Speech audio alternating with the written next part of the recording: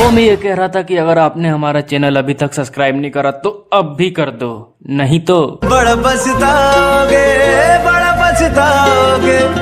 Presented by N Kumar Gupta.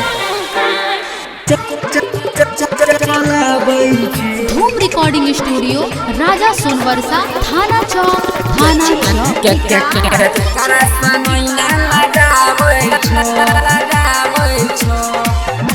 Singing by सूरज हिंदुस्तानी, Ram Kumar actor. हम जाने छियौ रे सूरजबा कुन छौरी से चक्कर चलाबै छी, कुन छौरी से चक्कर चलाबै छी।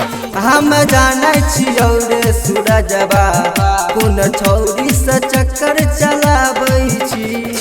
फोन पकड़ै छी बतिया रे, फोन पकड़ै छी बतिया रे, तू हमरा उल्लू बनाबै छी। हम जानै छिया राम भैया, तू तो केकरा से नैना लगाबै छो, तू तो केकरा से नैना लगाबै छो। हम जानै छिया राम भैया, तू केकरा से नैना लगाबै छो। फोन पकड़ै छो बतिया रो, फोन पकड़ै छो बतिया रोज, इन सूरज के उल्लू बनाबै छो। हम जानै छिया राम भैया, तू तो केकरा से नैना लगाबै छो, केकरा से नैना लगाबै छो, लगाबै छो। घूमै ले रोज रोज जाइ छी तू मानिस छौरा के साथ में, पकड़ै छी लफुआ पानी रे छौरा हरदम बाते बात में। अच्छा अच्छा अच्छा, तू की सोचै छौ हम नहीं जानै छिया। नोकिया 1600 मॉडल से दिन रात बात तू करै छो, अरे तो भर रहै छो रोज रोज जागल, हमरा सकिया छुपाबै छो।